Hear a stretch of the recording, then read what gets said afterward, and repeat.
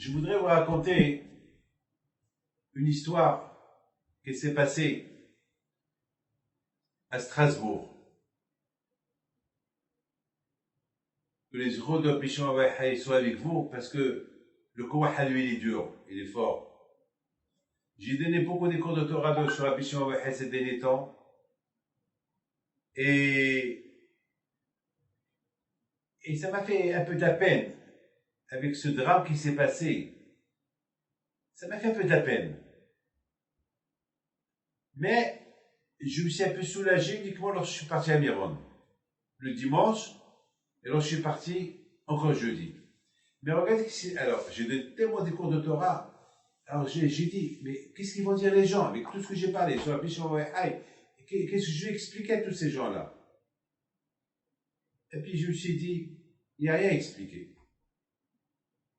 C'est tout. Bon, Hachem, il aurait pu être plus. Vous savez, il aurait pu, Hachem, il aurait pu avoir, je sais pas, 500 morts. Asphyxiés. Il y a plein d'enfants. Imagine, il faut qu'il y aurait eu là-bas que des papas avec des enfants. Eh bien, tous ces enfants, ils seraient morts. Parce que les enfants, ils prennent qu'une petite place.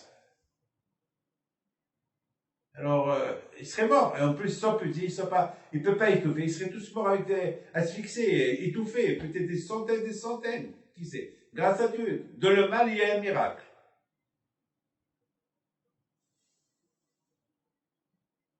Et surtout, nous, on a un grand émona en Rabbi Shimon Bar Yochai. C'est pas ça qui va nous affaiblir d'émona. Vous savez, j'étais la semaine dernière présenter des condoléances aux familles. Et j'étais chez la famille Hayout. Et M. Hayout, il parlait sur son fils Alav Shalom. Et il a dit une phrase. Il a dit, de toutes les façons, ces 45 personnes, ils devaient mourir. Ils pouvaient mourir d'un accident de voiture, peut-être. Ben, ils ont eu ces routes, ils sont morts sur la Pichon Bar Yochai. Alors pourquoi de quoi on se plaint? En plus, ils sont avec la Pichon Bar Yochai là-haut. Ils sont morts le jour de la Iloula. De quoi on se plaint? Et je suis content que mon fils, il n'est pas mort dans un accident de voiture, il est mort là-bas. Alors, il doit être avec un pichon Bar. S'il serait mort dans une voiture, j'aurais pleuré. Mais là, il est mort chez le tzaddik. Donc, je sais pas. Merci à Hachem qu'il est mort de cette condition-là. Bien sûr, j'aurais souhaité qu'il ne meure pas, mais il y a un homme qui raconte que il y a un homme, la veuve, la pauvre, elle raconte que son mari, il venait d'avoir un enfant. Alors le mari, lui, il avait l'habitude d'aller chaque année à Amiron. Il a dit à sa femme, bon, cette année, je ne vais pas y aller à Amiron parce que voilà, on a eu un enfant. Il a dit, non, c'est pas grave, tu peux y aller. Il était heureux, il était content. Il arrive à Amiron, il appelle sa femme 1 heure avant le drame. Il dit à sa femme, j'ai jamais senti Hachem comme je le sens maintenant. J'ai fait mon mikvé, j'ai lu tout le Tehillim, maintenant je vais aller maintenant à la grande allumage de l'Akba Omer. Alors, il lui a dit, eh bien, à demain, n'oublie pas d'arriver avant Shabbat. Il n'est plus retourné. Et sa femme, qu'est-ce qu'il dit? Il dit au public, il faut voir comment il disait, j'ai jamais senti Hachem comme maintenant. Et chacun raconte. Mais ce qui m'a le plus impressionné, c'est chez la famille Hayout, il y a un monsieur habillé en jean, un t-shirt rose, avec une petite kippa sur la tête. Il était là, il entend des cours de Torah, moi aussi j'ai parlé. À un moment donné, il dit, Aïe, aïe, aïe, aïe, aïe, aïe, moi je suis un jeune. Dommage que je n'étais pas là-bas. Je lui ai dit, attends, ne parle pas comme ça. Il a dit, vous ne pouvez pas comprendre. Je dis, comprendre quoi?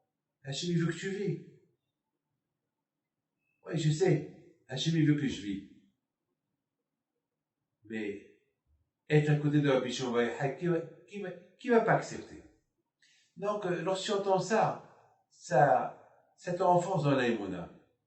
Mais la lettre que j'ai reçue de Strasbourg cette semaine, c'est un chirurgien des yeux. Je vous l'ai raconté. J'ai reçu cette semaine cette lettre-là. Et il est parti pèleriner à Rabbi Shimon Bar Yochai. Il me l'a envoyé. Il m'a dit, Rabbi David, j'entends toujours vos cours, et j'ai entendu, et j'entends ce que vous racontez. Je vous ai raconté une histoire sur Rabbi Shimon Bar Yochai. Je suis parti le pèleriner. Et j'ai une cliente, je suis le médecin de son père, de sa mère, de la famille, de son grand-père. Et cette cliente-là, elle a perdu la vue. Elle a 19 ans, mais elle n'est pas juive. Alors, j'ai dit à Rabbi Shimon Bar Yochai, je ne savais pas quoi faire. Je prie pour elle ou je ne prie pas pour elle. Et je me suis rappelé que vous, Rabbi David, toujours, vous dites que faut toujours prier pour tout le monde. La prière, c'est pas que pour les juifs, la prière, c'est pour tout le monde. Si tu vois un non-juif qui est malade, il faut, beaucoup de fois, je vais à l'hôpital, visiter des malades et je vois des non-juifs qui sont malades, je rentre chez eux. Vous allez bien, vous avez besoin de quelque chose. Ils sont contents. Ils sont contents. Ils sont contents qu'un malade, le pauvre, il veut un peu de confort de chacun. Et surtout, s'il voit un homme religieux, alors pendant ces moments-là, il veut des brachot. Alors, il me raconte, il a dit, je me suis rappelé que je peux prier pour lui. Et j'ai prié pour lui. Il me dit, Rabbi David, je retourne à Strasbourg, on m'appelle, je vais la voir, elle voit déjà. Elle a commencé à voir. Le moment que j'étais sur la tombe de Rabbi Shimon Bar Yochai, elle a trouvé sa vue. Comment vous comprenez ça? C'est ça le kouah des tzadikim, que ces tzadikim vous protègent avec elle.